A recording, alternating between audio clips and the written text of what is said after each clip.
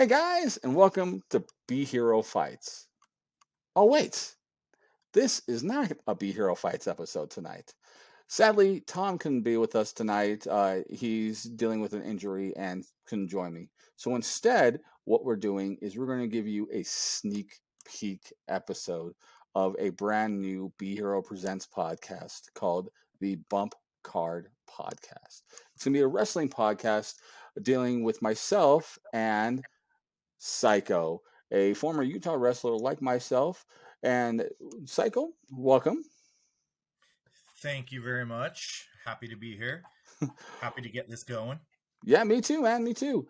So, with the Bump Car podcast, we'll be talking stories of both of our careers, as well as talking about things that are going currently on in the world of wrestling. We'll be hopefully having guests on from the world of wrestling that we know, and hopefully ones we can reach out to talk about wrestling in general. This is going to be a heavy wrestling episode of podcast for this Be Hero Fights episode. But in a few months, when we drop this, you'll be able to subscribe and see how great this podcast will be.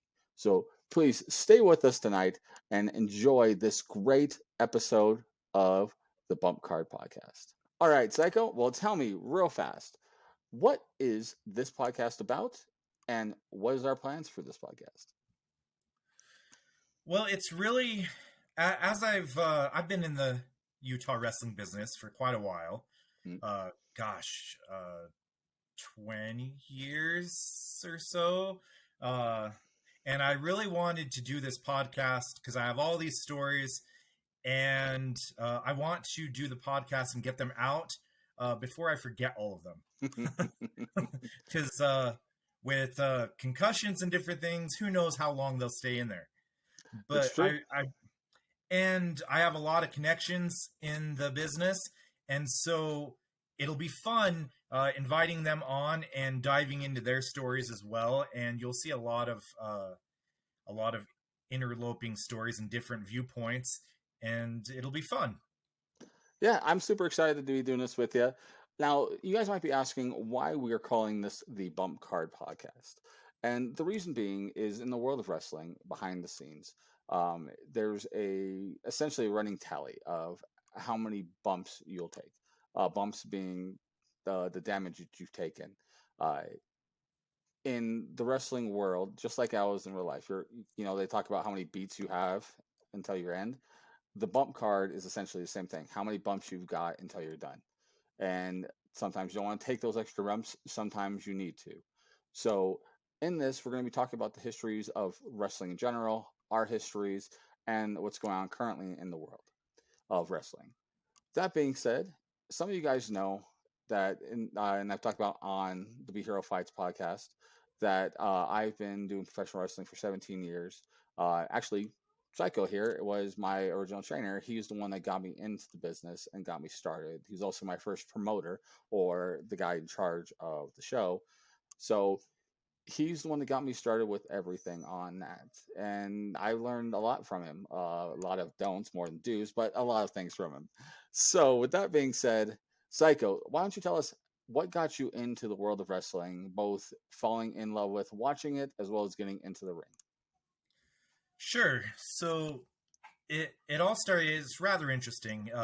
I'm probably the only one that's got interested this way, but there used to be a program called Gorgeous Ladies of Wrestling, and now a lot of people know that name because of the documentaries that have come out. But the Netflix show. Exactly. And I started watching that. My mom, I don't know if you know this, but my mom was actually a mud wrestler at one point. And so she loved wrestling and she got me watching Glow. Yes, it's true. And so I was watching that, and then one day we were out and when I was a kid, and I missed the Glow episode. And so my mom, to make it up to me, she let me rent a wrestling video, a WWF video. I don't even remember what one it was, but we watched it, and Junkyard Dog was the first wrestler I saw on it, and I started to watch more and more of it, and one of my friends one day, was asking me, "Hey, do you want to be a wrestler?"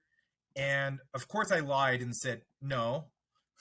No, But that's deep, stupid. right, exactly. But deep down, yeah, I already had the bug. I was like, I kind of do, but I didn't really know if it was possible because I didn't even know how to break into the business back then.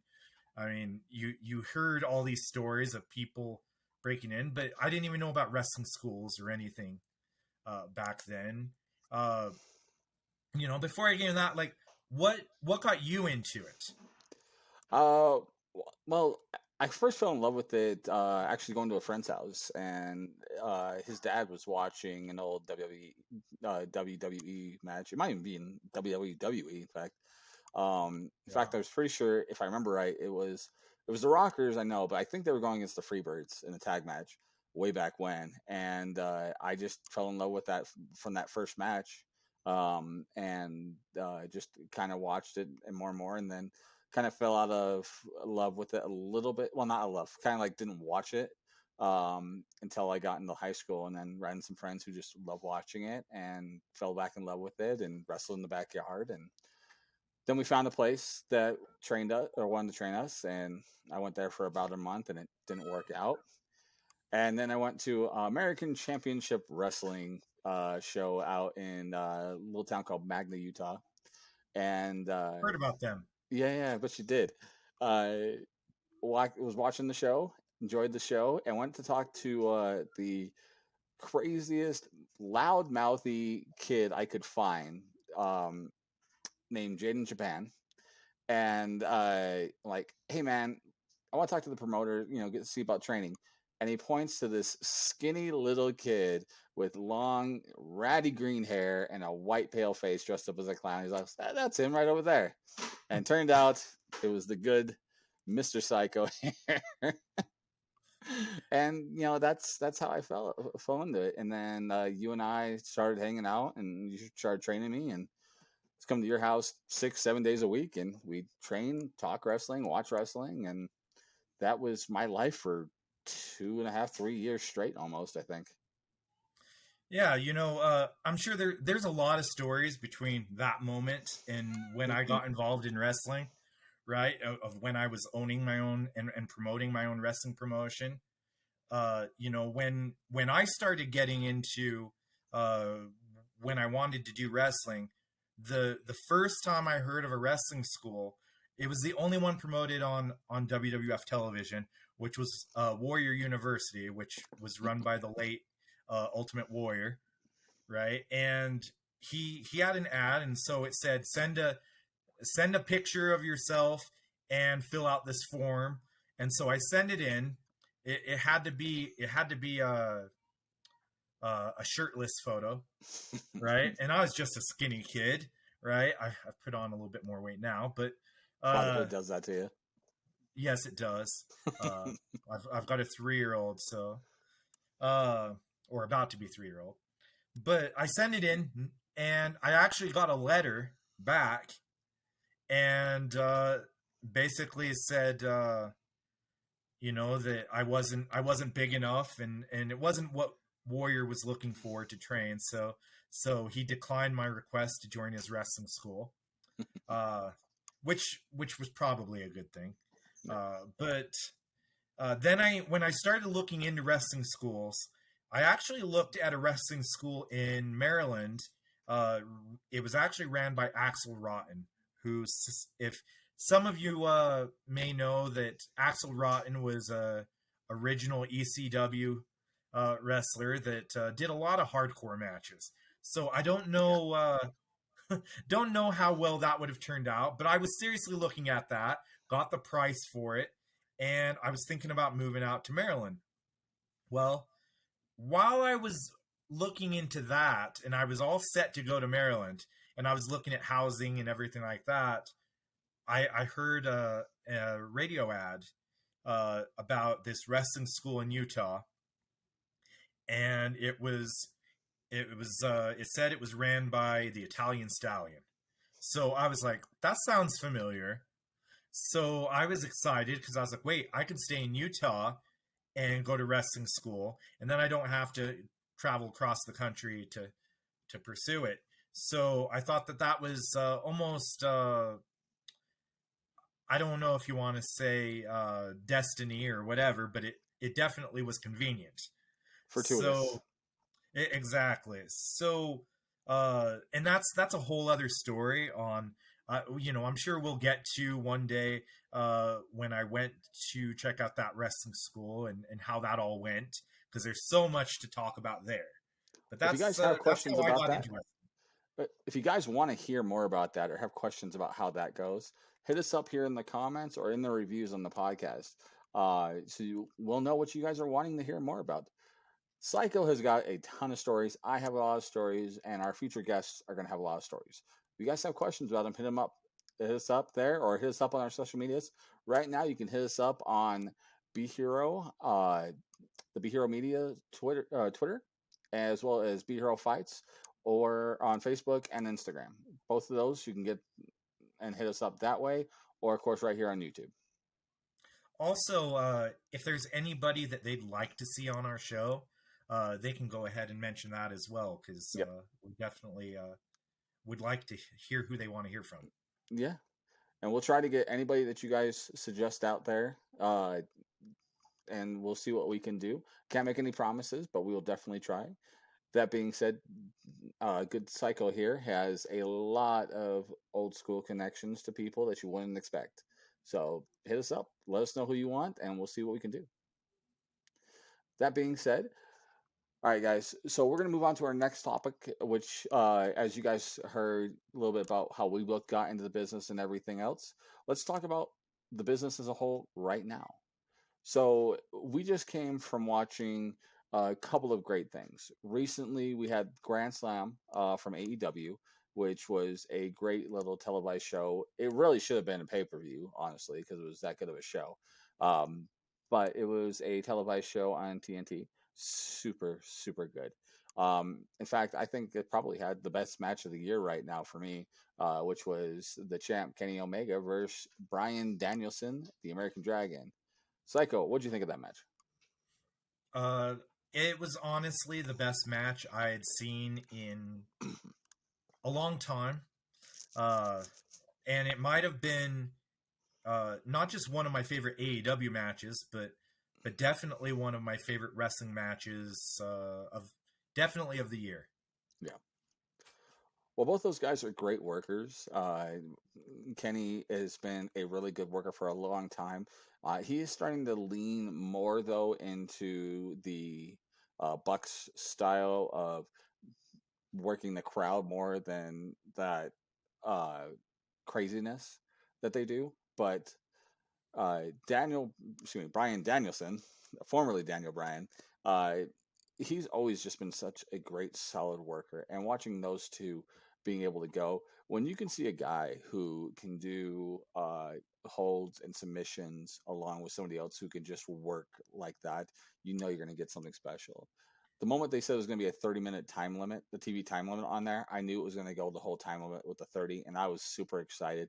It was essentially for me like a mini Iron Man match, and one of my favorite matches of all time. And I know Cycle, one of yours is Sean and Brett's Iron Man match that they had, and that had a very similar feel for me of the technician, the crap talker, the high flying, the great story that was told. I was actually there for that WrestleMania 12 match between Brett and Sean, the Yeah. Iron Man match. The thing that, and I agree that it was very exciting as soon as it said 30-minute time limit. When Jim Ross mentioned that, I was like, oh, this is going to go the distance. And Mm-hmm. I didn't know if it was going to be a draw. Maybe it would go close to it and there'd be some sort of indecisive finish. But what really struck me is how physical that match was. Because if you saw Bryan Danielson's chest, it was beat red. It In like the was, first 5 minutes. yes. And the fact that was really his first match since right after WrestleMania. And Yeah.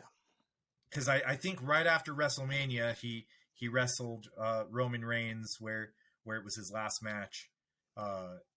in the WWE, and so he hadn't wrestled in months, but he didn't look like he missed a beat. Mm-mm. No, he definitely stayed on his timing. Didn't have any ring rust whatsoever. And more importantly, that was probably the first match I've seen that Bryan Danielson has had in years, where he looked like he was enjoying himself. Um, Yes, and he looked like he was in great shape too. oh yeah, uh, and it was kind of a dream match because, as far as I can think of, I don't think anywhere these two have ever really had a chance to face each other. I mean, Bryan Danielson was in the WWE for a decade, I think, Yeah. by the time he decided or was gone, and Kenny was at that time only just barely coming up big in the business in Japan. I think at that point. Yeah, he had a short stint in developmental with WWE. I don't know if you knew that, Mhm. but he got cut pretty early on, and so yeah, they never really crossed paths. No. And that made I was super excited for that. It was such a good match. I mean, that card as a whole was just a good solid card. But to counter that, the WWE just recently had their big pay per view, the Extreme Rules pay per view, their attempt at ECW for a night, as it were, and that was not quality. There was some all right matches on there. I have one particular that I believe was a really good match, but it really didn't fit into that Extreme Rules concept. In fact, there was only one gimmick match, which was the main, which was an Extreme Rules match.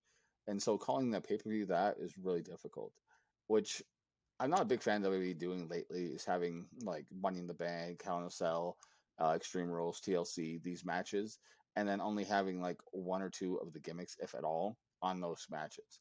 Uh, because it feels like it's taking it away. I'd rather them bring back the old school things like Fastlane or Vengeance or something like that, and have a gimmick match for that to sell the card, than trying to make the gimmick part of the show. Does that make sense? Well, well, it works so much better when you can sell the card around a gimmick match taking place instead of Mm-hmm. trying to cram a gimmick theme into a pay per view. Because then you've got two guys. A lot of times, it's their first time wrestling each other, and it's Yeah. in a Hell in a Cell, and that should be the last stop usually to end a feud, not the first stop. Very true. But you can also do it right. TNA did it with Lockout several times, where they built to that pay per view that they would do, where everything was in a cage, Yeah, and lockdown. or lockdown, excuse me. That they would build into that gimmick to a cage, and they would have it where you would have multiple feuds building to that to be some of the finish or some like a middle match or something like that. But it was almost never the first match on the card or first match in a feud for that match. You can do it right, but I can't see WWE doing it well, and they did not do it here well. There was not really a bad match per se. I think probably the worst match on the card was the triple threat with for the U.S. title between Damian Priest, Sheamus, and Jeff Hardy, and even that was all right. It wasn't great, but it was all right. But the six man was good that they had. I wasn't a huge fan of the finish of the main. More than anything else, it was unsafe. Spoilers if you guys haven't seen it. And I know, Psycho, you haven't seen it, but I think you read about it. Um, in the finish of the match, uh, Finn Balor's version of the Demon goes up for his top rope coup de grace, the top rope stomp. Um, and as he's standing on top, the rope breaks. And it was obviously gimmicked to break. And as a worker, I can't just see why you would ever want to agree to do that or do that in general. Like, think about doing that. That is one of the most unsafe things. I've heard and seen more people get hurt by a rope break by accident and doing it on purpose, especially when you're standing on the top rope. That's insane. So, I just I don't understand why they would purposely have that finish. right. If it was, you could forgive them a little bit if that was just a malfunction or something that happened and they had to make up for it. But the fact that they would actually plan that, I don't get it. I guess it's to keep Finn Balor strong, but there's so much better ways to do it. Well, why? I don't even understand why they would even do that to attempt to keep him strong. One, him losing at all as the Demon just buries him a bit more because at that point the Demon had not lost in WWE. That was his trump card, right? And now that's completely like Finn Balor is done when it comes to him and Roman. You can't go on from there, right? Uh, so it makes it really difficult to think how that could even try to make him strong. I can't imagine what creative was thinking at the time to think that any of that was a good idea. Well, I think they're creative right now. It's not for Finn Balor. It's to build Roman Reigns and build Roman Reigns. That's why they're feeding him everybody. The which I get because they're building to something bigger, and so the guy that eventually takes down Roman Reigns is going to be completely over. They're going to look strong. However, the problem is that when you sacrifice all your good characters to one guy, eventually there's not going to be anybody left. Yeah. And Well, and so you're just building the guy that goes over Roman, but then there's no good challengers after. yeah, and there are 300 plus days now with Roman's champ just chewing through everybody. And I can't see anybody right now in developmental NXT, Raw, SmackDown that could take on Roman and be deserving of the rub they would get from work or from beating him. Like there's nobody. No, it's going to have to be a returning star. I know. I've heard that the eventual end game is The Rock, facing Roman Reigns, but they keep extending that out. It was supposed to be this next WrestleMania. Now I'm hearing it's the WrestleMania after. I don't think they can keep it going that long. And then even when they get to that point, like what's the end game? The Rock shouldn't go over Roman. No, that shouldn't happen. So if Rock loses, where do you go from there? yeah. Who is higher right now, or ever outside of like say maybe Austin, who is big enough to take him on? You almost have to do it to earn instant cred for a face coming up. Like I could see with Dozer. I mean, not Dozer. Oh, my brain just turned off on his name. Was in that gimmick with Mandy Rose. Oh, um, Tucker? No, the other one. Oh gosh, my brain's not going to think of it either. But somebody like that, somebody that was a lovable face, even though he's working as a heel right now. In one of the promotions we work with, Rocky Mountain Pro, he was working there as Dozer, and I can't think of what his name was. It's gonna kill me. I kind of think though that he peaked with that because I don't know. I never saw him as a star that was going to be a perennial main eventer. So, well, and I might be in the minority there. You probably are, or probably not. Excuse me. I'm probably in the minority thinking that he would be able to move on from there, but they were building him in such a great way, especially with him winning the Money in the Bank and then bringing it down, and then now turning him as a heel. I just can't think of anybody else that would be deserving. And the fan base was so behind him. It was at points near like yes movement levels, and they just buried him again. He could easily be. I think he could easily be a top guy. I don't know if you ever had a chance because you took that time away from the wrestling to see how he was in Rocky Mountain Pro, but he could hold a crowd. He definitely has the it factor, and it's going to bother me that I can't think of his name. I think it's hard for a comedy character to be a main event wrestler for the most part. I mean, certain guys have used it really well, Mick Foley, Yep. The Rock, but they weren't all comedy, right? Mick Foley could flip that intense mode on just like that. Same with The Rock. You know, Yeah. He just had that charisma, but it's really tough for a guy whose main calling card is comedy. But then again, who's it come to? Like at this point, like some of the greatest faces that the company has right now to do it, like uh, Kofi Kingston, uh, Daniel Bryan beforehand, Edge, even Randy. Like these guys have all been already chewed through for him to go through. There's nobody left. The good news is that if they're really going to keep building Roman until The Rock comes around, they've got what? Oh, you know, a year and a half to build somebody new. So it might be somebody that's not even currently in the promotion that gets hot shotted to the main event. So It's they quite have possible. time, I guess, if they're doing the long game. The only one I can see right now, which kind of is a nice callback now I think about it, that they could do is have Roman go ape on the Usos and have Jimmy come back around after all the stuff that he's got to go through and can then finally win it after that, because he was the big first guy and Jimmy kind of started becoming a main event player because of that initial bit of the feud. So they do the callback to finally give it to him. I could see that going, but that's a They would long have to con. really they would really have to build that story to make that believable, I think, at this point. They So have a I year don't and a know. half. Exactly. But all right, so we've talked about what's going currently on right now in WWE and everything else.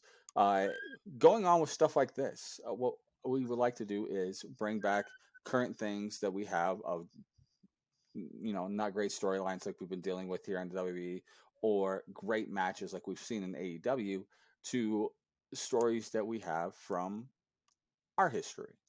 So, Psycho, can you think of anything from your history and stories that would tie into anything that's going on right now in either WWE or AEW? Well, I've been a part of bad finishes to matches before, and I've been a part of some of that stuff. I will fully disclose that some of it I booked, uh, but that's another story we'll get Most of to. it he booked. Not true, not true, but some of it, some of it.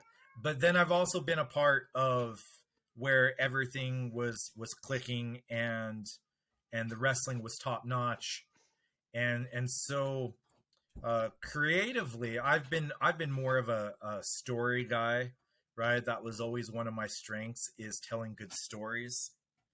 And uh, I think that that's kind of what separates the promotions right now.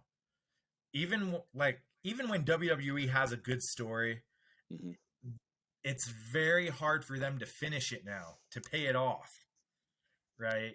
And I think that that's a weak point, because it's not the talent. It's not the talent in the WWE. They have all the talent in the world. It's Not true. all of it, And because a lot of them went to AEW, but also true. they do have they do have a lot of good talent still there. It's they're I don't want to say they're creatively broke, but they need some new fresh ideas. And they need to learn how to finish a story, not just tell a good first chapter. Yeah, they Uh, definitely have a bit of a Stephen King mentality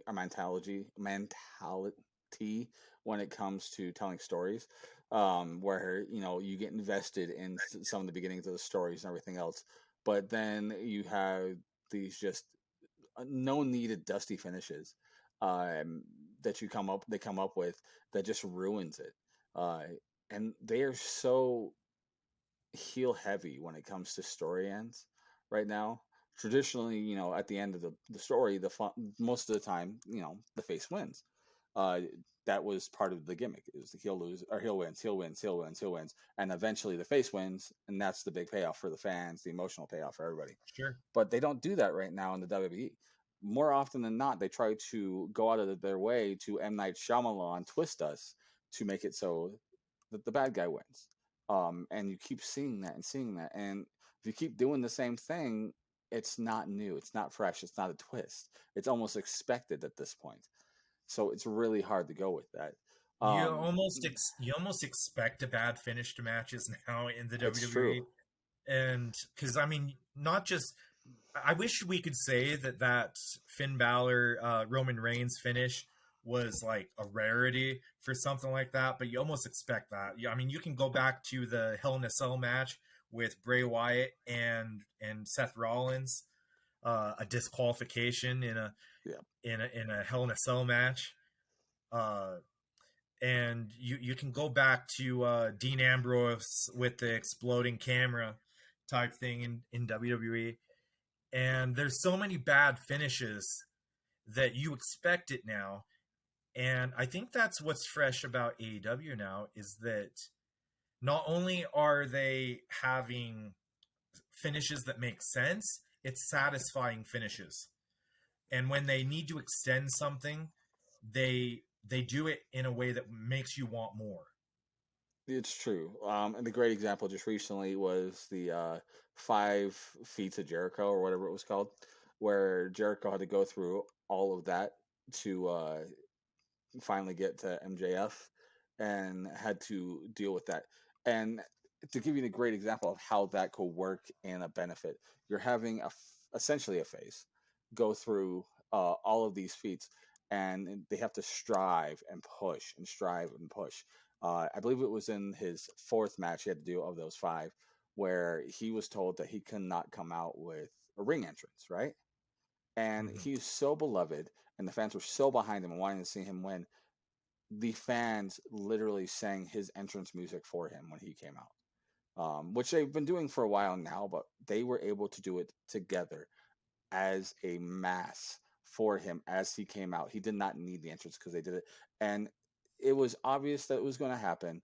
Like everybody knew what going into it, but seeing the emotional payoff for something like that because uh, they've already built around that. They've been doing it for months where the fans were singing Jericho's music and they knew that the fans were going to do that. So they used that to build an emotional bond for it by having his music taken away.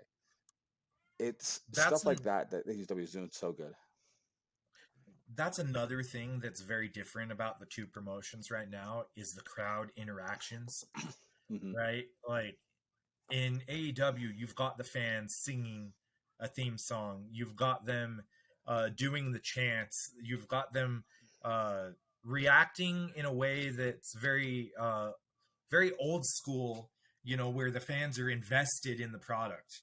Yes, In if you watch WWE, the anytime somebody gets the fans invested, it seems like it gets squashed, it gets cut off, and after a while, the fans get discouraged, and so they just don't even try anymore.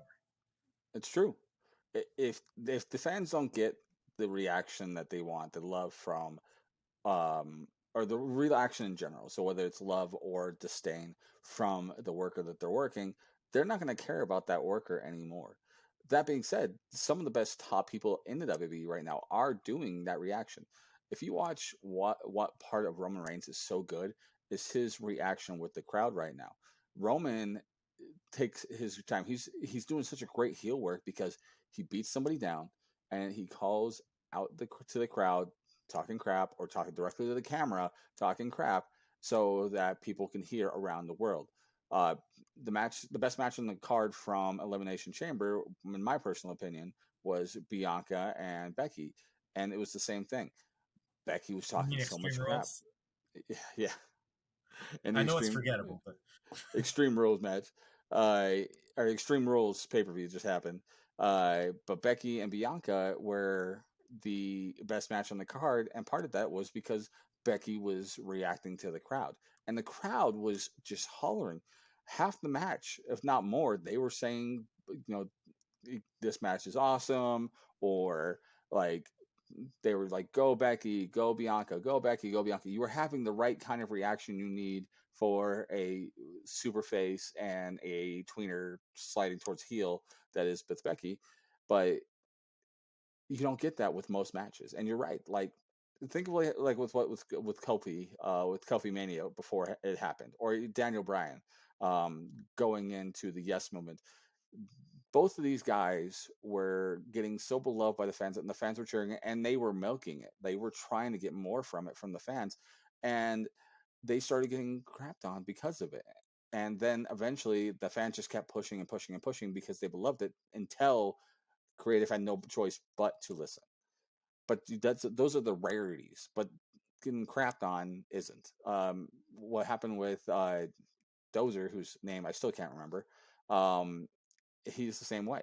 He was being getting over with the fans, and they didn't think he was ready. So what they do, they turned him heel after burying him. All right, guys. Well, that's our rant for tonight. Please catch back up with us on the first actual episode of Be Hero Presents the Bump Card Wrestling Podcast. Stay tuned on all of our social medias to find out when that's going to be. Again, those social medias are Be Hero Fights on Facebook, Twitter, and Instagram. Also on Twitter, you can go to Be Hero Media, and you can find everything that is Be Hero at BeHeroMedia.com. Also, subscribe here to YouTube, and we'll let you know more about what's going on. But until then, Psycho, you got anything? You can also follow me on Facebook.com/Psycho Wrestling. There you go. So I'll also have updates there of when we roll out new episodes. And guys, if you're in the Utah area, go on to Devotion Championship Wrestling on Facebook or Instagram and see when their next available show is so you can see Psycho here in the ring. But until then, guys, I hope you guys enjoyed this brand new preview and see you guys real soon when we drop those first episodes. So let's ring that bell. Until next time, guys.